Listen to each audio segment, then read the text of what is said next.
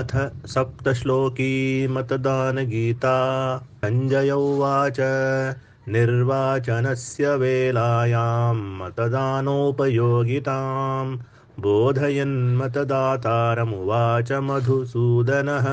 श्रीभगवानुवाच यदा यदा हि राष्ट्रेऽस्मिन् निर्वाचनं विधीयते निर्वोढुं निजकर्तव्यं तदा मतं प्रदीयताम् लोकतन्त्रस्य संग्रामे ब्रह्मास्त्रं मतमुच्यते यस्य सन्धानमात्रेण कुशासनं प्रणश्यति नान्यः पन्था मतं त्यक्त्वा सुशासनाय विद्यते तस्मादपरिहार्येऽर्थे